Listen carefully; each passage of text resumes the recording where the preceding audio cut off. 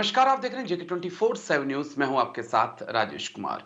वक्त हमारे खास कार्यक्रम डिफेंस स्पेशल का, जहां पर बात बांग्लादेश और पाकिस्तान के रिश्तों को लेकर आज हम करेंगे।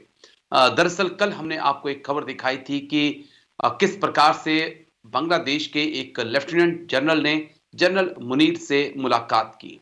लेकिन अब बात आगे बढ़ चुकी है।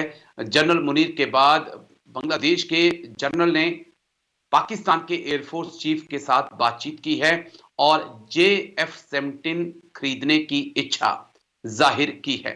इससे पहले खबरें आई थी कि बांग्लादेश टर्की से लाइट टैंक खरीदना चाहता है।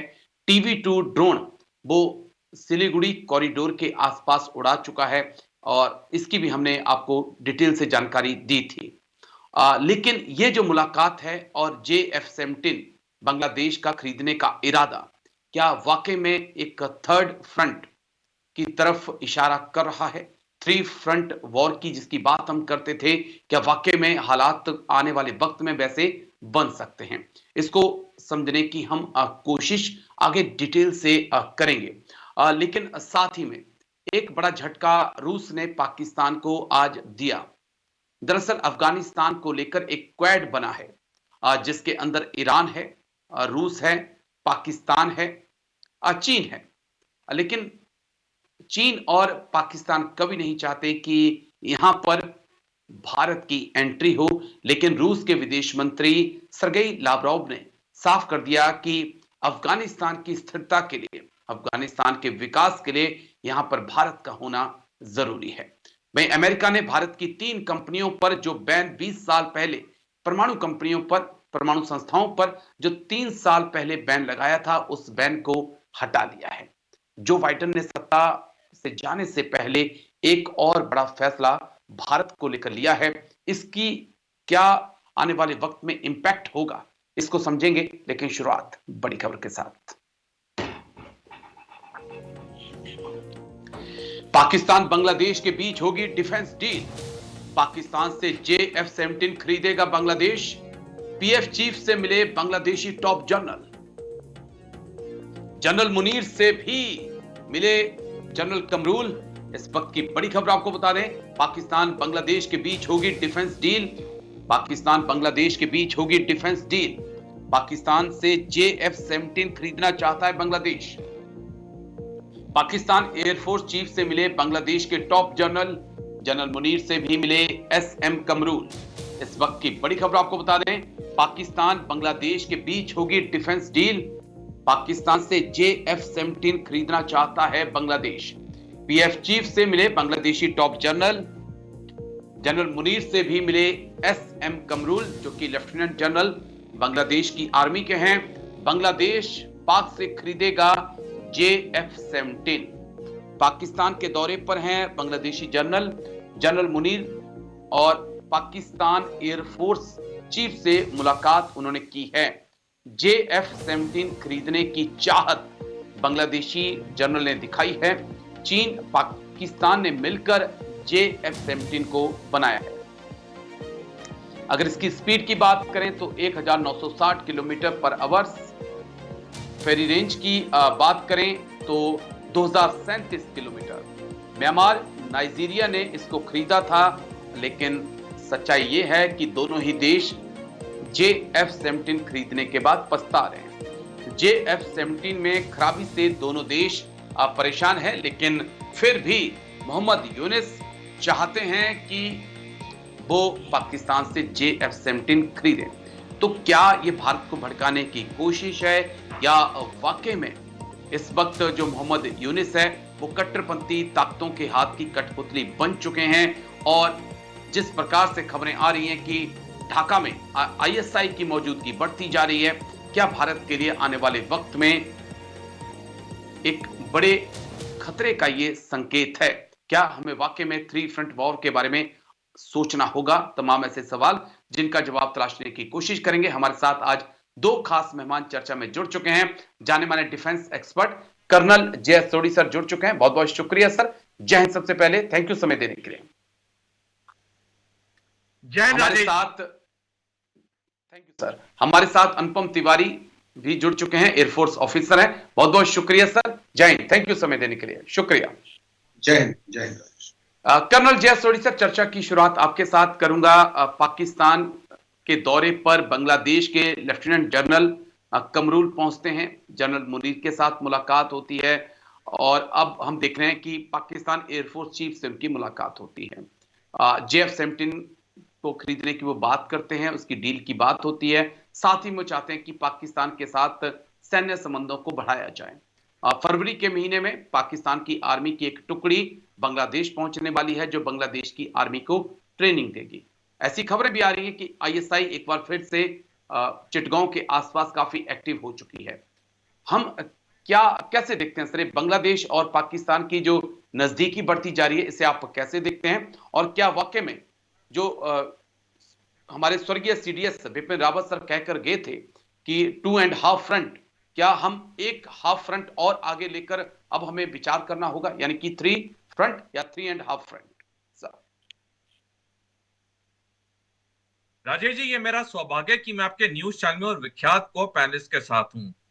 कल जब भारतीय सेना अपना 77वां वार्षिक सैनिक दिवस पुणे में मना रही थी, उसी वक्त पाकिस्तान में बांग्लादेश के प्रिंसिपल स्टाफ ऑफिसर जो उनके आर्म्ड फोर्सेस डिवीजन के हैं, लेफ्टिनेंट जनरल कमरूल हसन की मुलाकात हो रही थी पाकिस्तानी एयरफोर्स के chief of air staff air chief marshal Zaheer Sidhu से।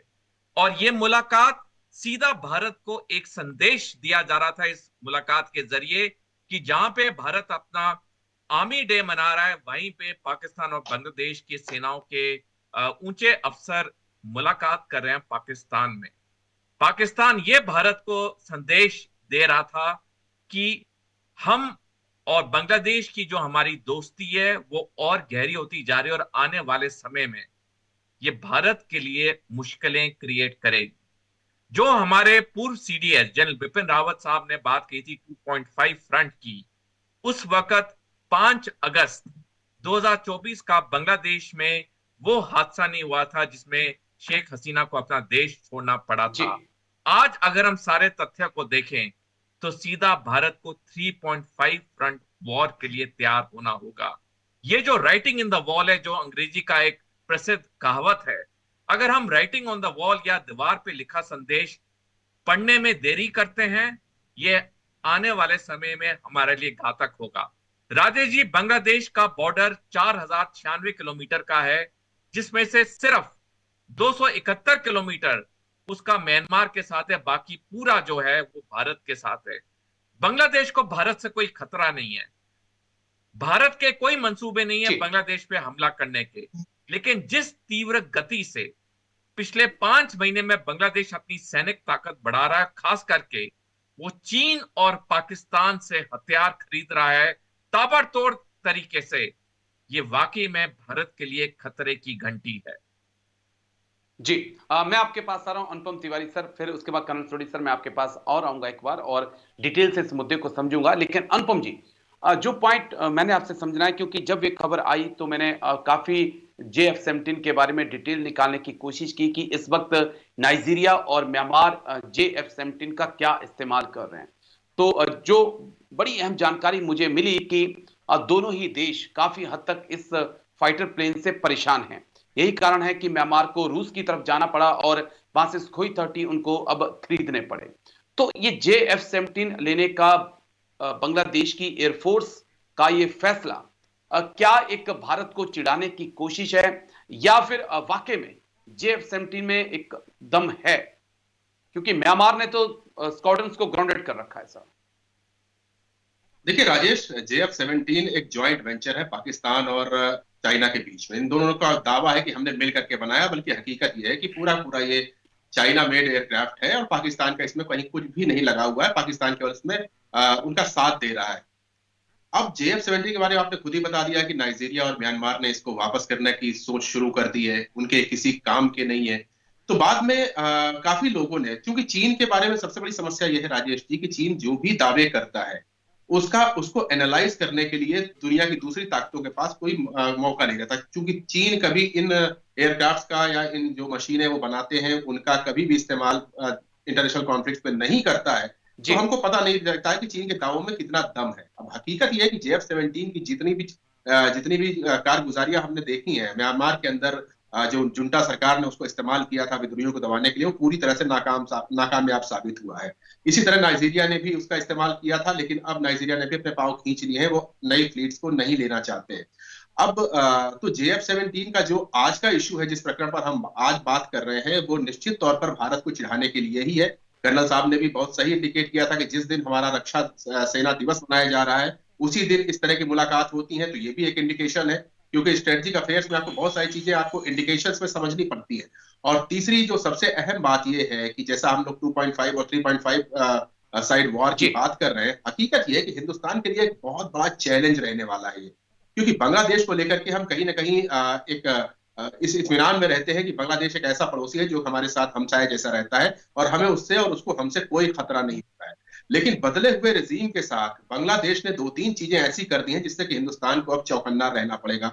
हिंदुस्तान को चौकन्ना रहना पड़ेगा न सिर्फ इन दोनों दुश्मनों से, पाकिस्तान और चाइना से, बल्कि बांग्लादेश की जो नजदीकियां बढ़ रही हैं और जिस तरह की डिफेंस डील्स के ऊपर बात हो रही है दोनों के बीच में, आपने TB2 ड्रोन का भी एग्जांपल अपनी स्टोरी में दिखाया था, ये सब चीजें खतरे की घंटी है, और निश्चित तौर पर ये राइटिंग ऑन द वॉल तो है ही, और हमको इसके ऊपर प्रोएक्टिव अप्रोचेस के साथ काम करना पड़ेगा। मैं हर डिबेट में हर जगह पे ये बात बोलता हूं कि बांग्लादेश में इतना बड़ा जो घटना घटी 5 अगस्त के दिन, उस घटना को घटने नहीं देना चाहिए था। अगर हिंदुस्तान की स्ट्रेटेजिक जो तंजीमें हैं वो पहले से थोड़ा सा प्रोएक्टिव होती, तो शायद वहां पर इस तरह की कट्टरपंथी तानाशाही वाली सरकार अब गद्दी पे नहीं होती।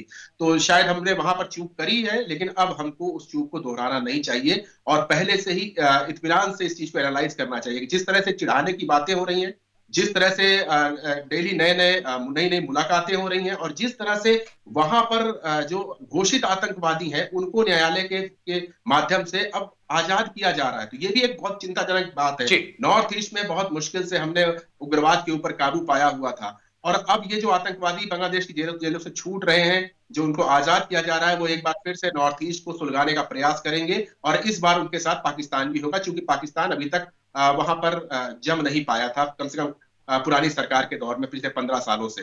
तो एक बड़ा चुनौतीपूर्ण समय है, और इस समय के हिसाब से हिंदुस्तान को अपनी स्ट्रेटजीज अपनानी पड़ेंगी। अब कोई भी देश हमको चिढ़ाने के लिए क्या करता है, उससे इतर देखने की बात है, और हमको कुछ ऐसी पाबंदियां स्ट्रेटेजिक रूप से भी और सामरिक रूप से भी हमको इस तरह की कुछ पाबंदियां बांग्लादेश के ऊपर लगानी चाहिए, ताकि बांग्लादेश को सबक सिखाया जाए। और अगर इस काम में लेट किया गया, तो मुझे लगता है कि यहां पर फिर एक बहुत बड़ा ब्लंडर हम करने जा रहे हैं। ठीक है सर, मैं फिर आता हूं आपके पास, लेकिन कर्नल सोडी सर, मैं आपके पास आ रहा हूं। जो पॉइंट मुझे समझना है, जिस प्रकार से अनुपम तिवारी सर ने नॉर्थ ईस्ट की बात की, हमने देखा कि उल्फा असम के अंदर किस प्रकार से उल्फा था, NSCN नागालैंड के अंदर, मणिपुर के अंदर कई आतंकी संगठन, और वक्त वक्त पर हमने देखा कि किस प्रकार से भारतीय सेना ने असम राइफल के साथ मिलकर पूरी ताकत के साथ इस आतंक को खत्म किया। लेकिन अब जो खबरें सामने आ रही हैं कि चिटगांव में कई ट्रेनिंग कैंप आतंकियों के फिर से शुरू हो रहे हैं, उन्हें फिर से खड़ा करने की कोशिश ISI कर रही है, और जिस प्रकार की फ्री मूवमेंट अब ISI को बांग्लादेश के अंदर मिल रही है, वो पहले नहीं थी। अब यहां पर भारत का क्या रोल हो जाता है सर, और क्या वाकई में आने वाले वक्त में जो हमारा एक चिकन नेक है, उसके ऊपर एक नया थ्रेट, और नॉर्थ ईस्ट के ऊपर एक नया थ्रेट जो है वो पैदा होता दिख रहा है सर? राजेश जी, मैं अनुपम जी की हर बात से पूरी तरह से सहमत हूं। मैं आपके दर्शकों से अनुरोध करूंगा, जब भी उन्हें मौका मिले, किताब जरूर पढ़ें जिसका नाम है ग्रेट गेम ईस्ट, जो कि एक विदेशी बर्टन लिंटनर ने लिखी है, और लेखक ने बड़े अच्छे आंकड़ों के साथ और सच्चे तथ्यों के साथ बताया है किस तरह से चीन और पाकिस्तान ने कई बारी बांग्लादेश का इस्तेमाल किया है भारत के नॉर्थ ईस्टर्न स्टेट्स में अस्थिरता और अशांति फैलाने के लिए। और जैसा अनुपम जी ने बिल्कुल सही और सटीक बताया कि शेख हसीना के कार्यकाल में पिछले 15 साल से जितने ये ग्रुप्स सक्रिय थे बांग्लादेश की जमीन से, उन्हें खत्म कर दिया गया, और हमने देखा पिछले 15 साल में ही हमारे नॉर्थ ईस्टर्न स्टेट्स में काफी शांति आई। लेकिन सब कुछ बदलने वाला है, रादर मैं तो कहूंगा बदलना शुरू हो चुका है। अभी कुछ हफ्ते ही पहले खबर आई थी जिसपे आपने और मैंने एक शो भी किया था JK न्यूज पे, जहां पे हमने चिकन नेक में बात की थी। चिकन नेक में कुछ स्लीपर सेल के लोग पकड़े गए हैं जो कि स्लीपर सेल के थे और कुछ बड़ा आगे आने वाले समय में प्लान कर रहे थे। चीन और पाकिस्तान जानते हैं कि भारत के दो चिकन नेक है। एक चिकन नेक है अखनूर में, दूसरा चिकन नेक है सिलीगुड़ी कॉरिडोर। अगर पाकिस्तान और चीन मिलके ये दोनों चिकन नेक पे पूरा कब्जा कर लें तो जम्मू कश्मीर उत्तर में और 7 नॉर्थ ईस्ट स्टेट्स हमारे नॉर्थ ईस्ट में ये भारत के मेनलैंड से पूरी तरह कट हो जाएंगे। और जो पाकिस्तान और चीन के मंसूबे हैं जम्मू कश्मीर पे और अरुणाचल प्रदेश पे कब्जा करने के, वो उन्हें इस कार्रवाई के जरिए सफल होते हुए दिख रहे हैं। तो आने वाले समय में आपने बिल्कुल सही किया, आपका आंकलन बहुत सही रहता है और मेरा सलाम आपको कि आप बहुत पढ़ के आप अपने शोज करते हैं। देखिए, इस वक्त भारत के सामने बहुत बड़ी चुनौतियां हैं और सबसे बड़ी जो चुनौती है वो है जिस तरह से पाकिस्तान, चीन और बांग्लादेश एक दूसरे के जी साथ घुल मिल रहे हैं। ये कोई पार्टी या पिकनिक के लिए इनका अलायंस नहीं हो रहा है। इन तीनों देशों का जो अलायंस हो रहा है वो स्पेसिफिक सैनिक लक्ष्य के उससे हो रहा है। और आने वाले समय में हमें जी इन चुनौतियों का सामना करने के लिए, जैसे अनुपम जी ने बिल्कुल सही कहा, हमें अपनी स्ट्रैटेजी में बहुत बड़ा बदलाव लाना होगा। और अगर हम अपने अंदर ही लड़ाई झगड़े करेंगे, हम अपने देश के अंदर ही लोगों को बांटेंगे, तो ये जो भारी ताकतें हैं चाहे पाकिस्तान हो, चीन हो, इन्हें एक अच्छा प्लेटफॉर्म मिल जाएगा और भारत में गदर करने का। इसलिए बहुत जरूरी हो जाता है कि एक्सटर्नल थ्रेट्स को जी असफल करने के लिए हमारी सेना, नौसेना, वायुसेना पूरी सक्रिय है, सक्षम है। लेकिन हर भारतीय नागरिक को एक दूसरे के साथ मिलकर प्यार मोहब्बत से रहना चाहिए। जितना हम एक दूसरे के खिलाफ होंगे, जितना हमारे डिविजन्स होंगे आम आदमियों के बीच में, और उतना उससे ही इन देशों दुश्मन को फायदा उठाएगा। नापाक एग्री सर, मंसूबों मुझे को एक छोटे से सफल ब्रेक के करने लिए में रुकना होगा। उतनी जी सर। कल सॉरी सर, मैं लौटता हूं, मुझे एक छोटे से ब्रेक के लिए रुकना है। ब्रेक के बाद सीधा आप दोनों के पास आऊंगा क्योंकि इस मुद्दे पर कई और ऐसे सवाल हैं जिनका जवाब अभी तलाशना बाकी है। छोटा सा ब्रेक, जल्द हाजिर। आपका स्वागत है। बड़े अहम मुद्दे पे चर्चा हमारी लगातार जारी है। दरअसल बांग्लादेश के लेफ्टिनेंट जनरल इस वक्त पाकिस्तान में हैं। जनरल मुनीर के साथ उनकी बातचीत हो चुकी है। पाकिस्तान एयरफोर्स चीफ के साथ भी उनकी बातचीत हो चुकी है। इसी मुद्दे को हम डिकोड करने की आगे कोशिश कर रहे हैं हर अलग अलग एंगल से। अनुपम तिवारी सर, मैं आपके पास आऊंगा, लेकिन अनुपम जी एक चीज तो और भी समझनी होगी जो मैं चाहूंगा कि आप मेरे दर्शकों को समझाएं, कि जिस प्रकार से पाकिस्तान 1947 के बाद कोई वॉर जीत नहीं पाया है, चाहे 1947-48 की जंग हो, 65 की जंग हो, 71 की जंग हो, कारगिल वॉर हो, हर जगह उसको मुंह की खानी पड़ी है। लेकिन उसके बाद भी बांग्लादेश की आर्मी क्या सीखने उनके पास जा रही है या क्या सीखने सिखाने के लिए उनको अपने देश में बुला रही है। एक पॉइंट और है, क्योंकि कई बातें हमने कही, हम देख रहे हैं कि उनसे अपना खैबर पख्तूनख्वा नहीं संभल रहा है। हम देख रहे हैं कि बलूचिस्तान उनसे संभल नहीं रहा है, वो ढाका को आके संभालने की कोशिश कर रहे हैं। तो क्या भारत जिस प्रकार से वो तालिबान के साथ हमारे विदेश सचिव की मुलाकात हुई है, क्या टिट फॉर टैट हो सकता है? आप बांग्लादेश आइए, हम अफगानिस्तान में पहुंचेंगे। भारत उस लिहाज से देखिए भी कार्रवाई राजेश करनी होगी और तेज करनी होगी। अनुपम जी, देखिए राजेश, मेरा जो मानना है, अफगानिस्तान की पॉलिसी जो भारत की है अफगानिस्तान को लेकर के, उसको आपको अनम्यूट करिएगा, पाकिस्तान और मैं बांग्लादेश की आपको सुन पॉलिसी नहीं से। पा रहा हूं सर, माफी चाहूंगा। Hello, can you hear me? जी, हाँ बोलिए बोलिए सर, बोलिए। हाँ राजेश जी, मैं ये कह रहा हूँ कि भारत की जो अफगानिस्तान को लेकर के पॉलिसी है, उस पॉलिसी को और पाकिस्तान बांग्लादेश की पॉलिसी के बीच में एक बड़ा अंतर है। अफगानिस्तान को लेकर के हमने कुछ दूसरा प्लान कर रखा है, और बांग्लादेश हो चाहे पाकिस्तान हो, आपने बिल्कुल सही फरमाया है कि ये ऐसे पाकिस्तान एक ऐसे देश है जिसने अभी तक कोई जंग नहीं जीता है। वहां की आर्मी एक ऐसी आर्मी, दुनिया की अलहदा आर्मी है जो कि सिर्फ युद्ध हारने की वजह से मशहूर है। तो वो लोग क्या बांग्लादेश को सिखाएंगे? देखिए, इसमें सीखने और सिखाने वाली कोई बात ही नहीं। जो मेरा आकलन है, ये सिर्फ और सिर्फ साउथ एशिया में चीन के इशारे पर दबाव बढ़ाने की राजनीति है। ये जियो पॉलिटिक्स को, साउथ एशिया के जियो पॉलिटिक्स को डिस्टर्ब करने का और भारत को कहीं ना कहीं कॉर्नर करने का एक प्रयास है, जो कि चाइना के इशारे पर किया जा रहा है। और इसमें पाकिस्तान और बांग्लादेश दोनों जी बहुत सक्रिय भूमिका निभा रहे हैं।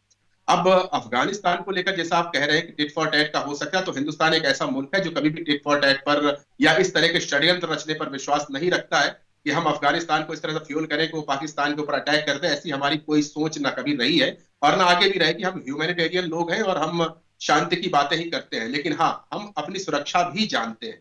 तो हमारी सुरक्षा कैसे होनी चाहिए, उसके लिए क्या जरूरी है, उसके लिए क्या बेहतर हो सकता है, इसके ऊपर हमारी गवर्नमेंट और हमारी सेनाएं लगातार काम करती रहती हैं। और अफगानिस्तान को लेकर के जो हमारा प्लान, जैसे मैंने कहा था कि दोनों अलग ठीक अलग है। चीजें हैं, वो प्लान हमारा पाकिस्तान से ज्यादा सेंट्रल एशिया और रशिया तक जाने वाला प्लान है कि हमारे अफगानिस्तान के साथ दोस्ती करके हमारे सेंट्रल एशिया में रिश्ते और बेहतर होंगे, हमारे मिडिल ईस्ट में रिश्ते और बेहतर होंगे, जो कभी कभी अप डाउन का शिकार होते रहते हैं, पहले से ही बेहतर है। लेकिन कुछ मुल्क ऐसे हैं जो कि अभी भारत के साथ बहुत नजदीक नहीं आए, तो अफगानिस्तान एक कॉरिडोर बनेगा हिंदुस्तान की जो स्ट्रेटेजिक पकड़ है उसको सेंट्रल एशिया और वेस्टर्न एशिया तक पहुंचाने में। अब रही पाकिस्तान की बात, तो सीधी सी बात है, ये एक दबाव की राजनीति है और इस दबाव की राजनीति को हमें समझना पड़ेगा। अभी भारत के ऊपर ये दोनों मिलकर के हमला नहीं करने वाले, ये भी मैं जानता हूं, क्योंकि जब जब चाइना की हिम्मत नहीं पड़ती है, जो कि पिछले 2 सालों से लगातार सीमा पर हमको उलझाना चाहता है, लेकिन परंपरागत ठीक युद्ध है लड़ने से वो भी डरता है, वो भी कतराता है, क्योंकि कहीं ना कहीं उनको भी पता है कि हिंदुस्तान की सेनाओं सेनाओं के पास एक लंबी लिगेसी है कठिन युद्ध लड़ने की। और भले ही हम टेक्नोलॉजी में चाइना से कमतर दिखाई देते हैं, लेकिन लड़ाई का जज्बा जो है वो अलग चीज होती है। और अक्सर ये देखा जाता है कि अफगानिस्तान जैसे मुल्क भी, तालिबान जैसे आतंकवादी संगठन भी दुनिया की सुपर पावर को हरा देते हैं, तो भारत तो बहुत बड़ी ताकत है और वो चाइना का डटकर मुकाबला कर सकती है। लेकिन हमको इस बदलती हुई जियो पॉलिटिक्स को समझना पड़ेगा और उसको समझते हुए कुछ नए स्टेप्स लेने पड़ेगा, ये बार बार कह रहे हैं। चलिए, मैं अब लौटूंगा। मुझे एक और बड़ी खबर है सर, जिसके ऊपर डिटेल से आप दोनों के साथ बातचीत करनी है। बड़ी खबर एक बार दिखा देते हैं, उसके बाद मैं आपके पास लौटूंगा। बड़ी खबर इस वक्त की, अफगानिस्तान के क्वाड में शामिल होगा भारत। रूस ने रखी भारत को शामिल करने की मांग। रूस, चीन, पाक, ईरान इस ग्रुप में शामिल। दुबई में भारत और तालिबान के बीच मुलाकात।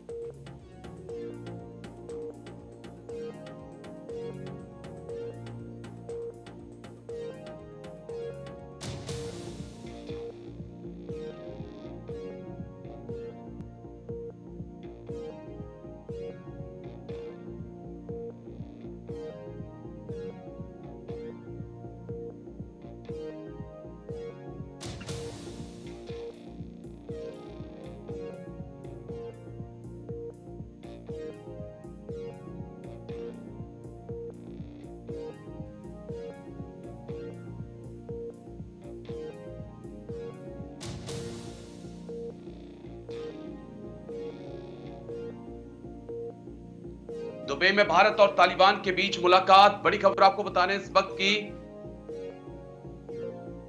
चलिए जल्दी से एक बार ग्राफिक्स प्ले कर दीजिए, उसके बाद फिर एक्सपर्ट्स के पास चलेंगे।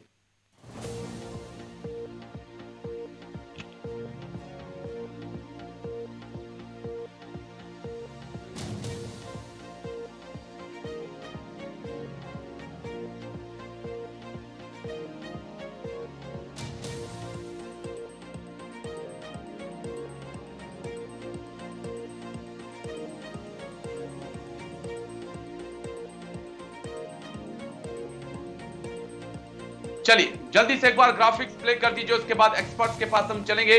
रूस का पाकिस्तान को झटका। रूसी विदेश मंत्री सरगेई लावरोव का बयान, अफगानिस्तान ग्रुप में भारत भी हो शामिल। भारत को शामिल करना सही कदम होगा। अफगानों के साथ हमेशा खड़ा रहा है भारत। चीन, पाक नहीं चाहते भारत की एंट्री, लेकिन रूस ने तवज्जो दी है और कहा है कि इस ग्रुप में भारत को शामिल होना चाहिए। बिना भारत के अफगानिस्तान की बात सोचना भी गलत है, अधूरा है। इस मुद्दे पर डिटेल से आगे बातचीत करेंगे, लेकिन पहले एक छोटे से ब्रेक के लिए रुकेंगे। छोटा सा ब्रेक, और उसके बाद इसी मुद्दे पर बातचीत करेंगे कि क्या वाकई में इस संगठन के अंदर भी चीन और पाकिस्तान मिलकर मनमानी कर रहे हैं, इसलिए रूस को दोस्त भारत की याद आई है। छोटा सा ब्रेक, जल्द हाजिर होते हैं। चर्चा करने जा रहे हैं क्योंकि रूस चाहता है कि अफगानिस्तान को लेकर जो क्वाड बना है उसके अंदर भारत हो, और ये बहुत जरूरी भी है, लेकिन इसको समझना होगा। और कर्नल सोडी सर के पास हम चलेंगे। कर्नल सोडी सर, रूस को लेकर एक ग्रुप जिसके अंदर पाकिस्तान भी है, ईरान भी है, चीन भी है, रूस भी है, और कभी भी चीन और पाकिस्तान ने नहीं चाहा कि इस ग्रुप में भारत की मौजूदगी हो। लेकिन अब सरगेई लावरोव का खुलकर कहना कि इस ग्रुप में भारत जरूरी है, क्योंकि अफगानिस्तान के विकास के बारे में सोचना और वो भी भारत के बिना मुश्किल है। राजेश जी, ये भारत के लिए बहुत बड़ी कूटनीतिक जीत है कि हमारे विदेश सचिव ने तालिबान के मंत्री से दुबई में बातचीत की, और ये उस वक्त बातचीत हुई जब ईरान और अफगानिस्तान अच्छी तरह से एक बात जान चुके हैं कि पाकिस्तान की जमीन से एक आतंकवादी संगठन है दाइश या आईसिस, जो दोनों ईरान और अफगानिस्तान के लिए सरदर्द बन चुका है। अगर तालिबान सरकार को या ईरान की सरकार को अगर दुनिया में किसी एक संगठन से डर है, वो है दाइश से। हमने देखा पिछले साल भी ईरान और पाकिस्तान के बीच में एयर स्ट्राइक्स हुई। अभी पिछले महीने ही पाकिस्तान ने अफगानिस्तान की जमीन पे एयर स्ट्राइक्स की। ये जो दोनों देशों का पाकिस्तान से तनाव है, ये दाइश या आईसिस की वजह से है। और भारत ने बड़ी अच्छी तरीके से जो ये बातचीत की है अफगानिस्तान के साथ, इसने एक बार फिर दिखा दिया कि जो 1980 से पहले जो भारत और अफगानिस्तान के अच्छे रिश्ते थे, वो अब दोबारा कायम होने चाहिए। और अफगानिस्तान ने भारत को खुले हाथ से वेलकम किया है, और मेरे को उम्मीद है ये जो क्वाड बनेगा, इसमें भारत को डेफिनेटली जगह मिलेगी। और जैसे आपने सही कहा कि चीन और पाकिस्तान तो इससे नाखुश हैं, लेकिन जहां तक तालिबान सरकार है, जहां तक ईरान की सरकार है, उन्हें पता है कि पाकिस्तान उनके लिए सरदर्द है, और आने वाले समय में दाइश उनके लिए और मुसीबतें खड़ी करेगा।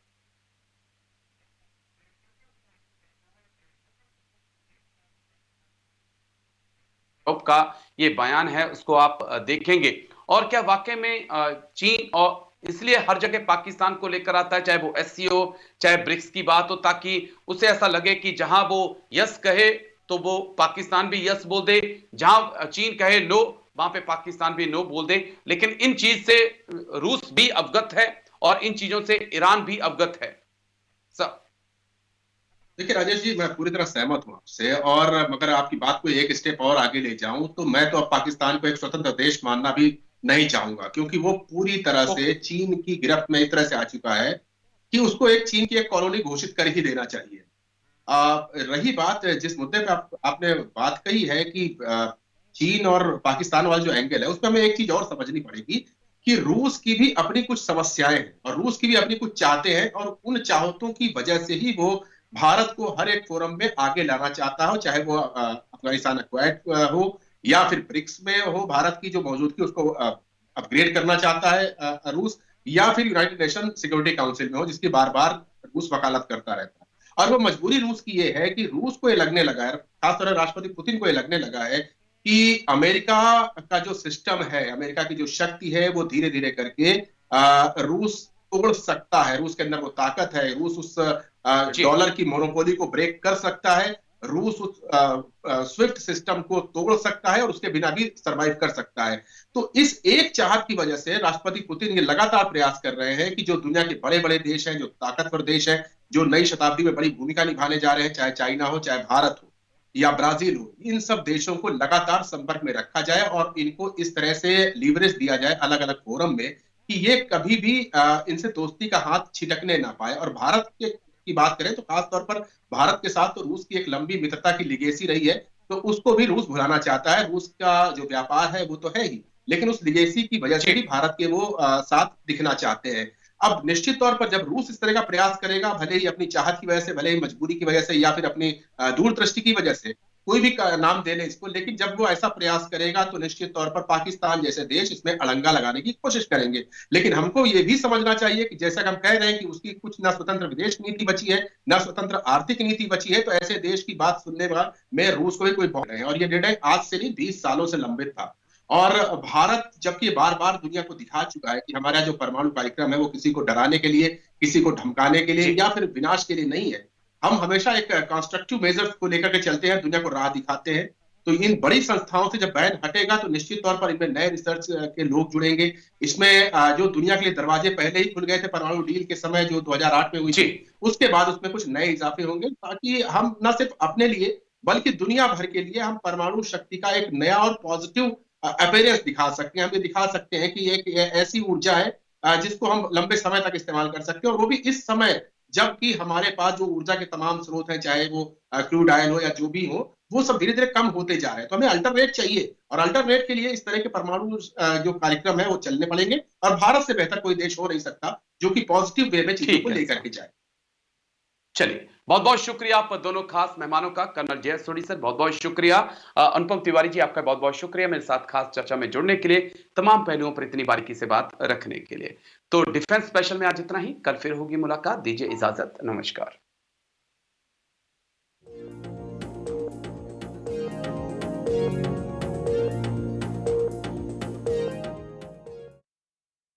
बहुत ज्यादा इंटरेस्ट नहीं होगा। हकीकत यह है कि रूस भी अब ये मान बैठा है कि चूंकि वो एक देश है, पाकिस्तान जमीन का एक टुकड़ा है, एक देश की तरह रहता है, तो ठीक है, इस वजह से उसको देश माना जाए। अदरवाइज किसी बड़ी पिक्चर में वो भारत को तवज्जो देगा, रूस भारत को तवज्जो देगा, चाइना को तवज्जो देगा, या फिर अपनी जो भी स्ट्रेटजीज है वो प्रो या अगेंस्ट यूनाइटेड स्टेट्स बनाएगा। पाकिस्तान का उसको कोई खास ना बहुत फायदा है ना बहुत नुकसान है, इसलिए वो दूर रहता है। अफगानिस्तान का इशू, जैसे जी, मैंने पिछले अपने बात में कहा था ना, कि भारत के लिए अफगानिस्तान अहम इस वजह से है कि ये एक ऐसी जगह है जहां से हम सेंट्रल एशिया और रूस तक पहुंच बना सकते हैं। रूस भी इस चीज को बिल्कुल जानता है सर। कि चूंकि चीन और भारत के संबंध मधुर नहीं है, तो भारत के नजदीक पहुंचने के लिए अफगानिस्तान एक बेहतर जरिया हो सकता है। तो एक गिव एंड टेक की पॉलिसी है जो भारत भी अपना रहा है, रूस ओके। भी अपना रहा है, और यही गिव एंड टेक की पॉलिसी अपने स्ट्रेटेजिक अफेयर्स को एक दूसरे के साथ मजबूत तौर पर बांधती है। और निश्चित तौर पर मैं इस बात के लिए सरकार को बधाई देना चाहता हूं, अपनी सरकार को, कि जिस तरह से विक्रम मिश्री साहब विदेश सचिव अफगानिस्तान में गए, अफगानिस्तान के लोगों से मिले, जी, अफगानिस्तान तो नहीं गए, दुबई गए, वहां पे अफगानिस्तान के लोगों से मिले, बिल्कुल। तालिबानियों से मिले, और उसके बाद जो एक समन्वय बनता हुआ दिख रहा है तालिबान और भारत के बीच में, ये भविष्य के लिए बेहद जरूरी है। और जैसा आपने पिछले अपने कमेंट में कहा भी था कि पाकिस्तान जैसे देश को रोकने के लिए भी बांग्लादेश की जो नई पॉलिसीज है उनको काउंटर करने के लिए अफगानिस्तान का भारत के साथ दिखना, रहना और समझ, साझा समझ होना बेहद जरूरी है। बहुत जरूरी है। चलिए मैं लौटता हूं सर, एक और बड़ी खबर है मेरे पास जिस पर बात बहुत जरूरी है। अमेरिका से जुड़ी हुई ये बड़ी खबर है जिस पर हम डिटेल से बातचीत करेंगे। पहले बड़ी खबर आपको दिखा दें, उसके बाद एक्सपर्ट्स के पास चलते हैं। जो बाइडेन ने भारत को लेकर लिया बड़ा फैसला, 3 भारतीय परमाणु संस्थाओं से बैन हटाया। 20 साल पहले अमेरिका ने लगाया था प्रतिबंध। बड़ी खबर इस वक्त की आपको बता दें, इस वक्त की बड़ी खबर आपको बता रहे हैं, जो बाइडेन ने भारत को लेकर लिया बड़ा फैसला। इस वक्त की बड़ी खबर, 3 भारतीय परमाणु संस्थाओं से बैन हटाया। 20 साल पहले अमेरिका ने लगाया था प्रतिबंध। भारत के दौरे पर आए थे अमेरिकी एनएसए जैक सुल्लिवान। चलिए, अमेरिका ने हटाया भारत से बैन। 6 जनवरी को भारत में अमेरिकी एनएसए जैक सुल्लिवान आए थे। जाते जाते बाइडेन प्रशासन ने बड़ा फैसला लिया, 3 भारतीय परमाणु संस्थाओं से बैन हटाया। 20 साल पहले यह बैन लगाया गया था, जिनमें जो संस्थाएं हैं, भाभा परमाणु अनुसंधान केंद्र, BARC, बार्क जिसे कहा जाता है, नेक्स्ट ग्राफिक्स, इंदिरा परमाणु अनुसंधान केंद्र, इंडियन रेयर अर्थ के नाम एक संस्था है, और 1998 में परमाणु परीक्षण से अमेरिका नाराज था और अमेरिका ने फिर कई प्रतिबंध लगाए थे। जल्दी से नेक्स्ट ग्राफिक्स पे कर अमेरिका ने भारत के सामने 2 शर्तें रखी थी। क्या वो शर्तें हैं? सैन्य और नागरिक परमाणु कार्यक्रम जो है उसको अलग रखना होगा।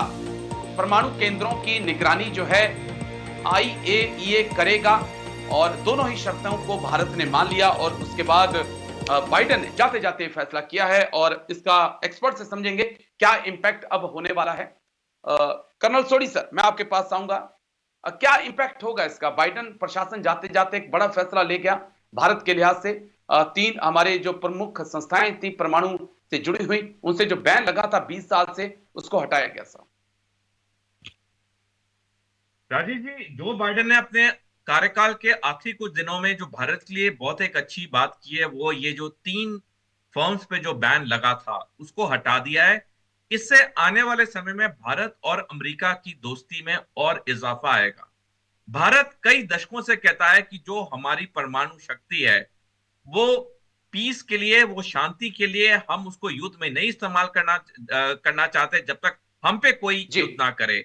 और लेकिन अमेरिका को ये देरी लगी समझने में वो कहते हैं ना, देर आए दुरुस्त है, कम से कम जाते जाते तो जो बाइडेन ने ये अच्छा काम कर दिया।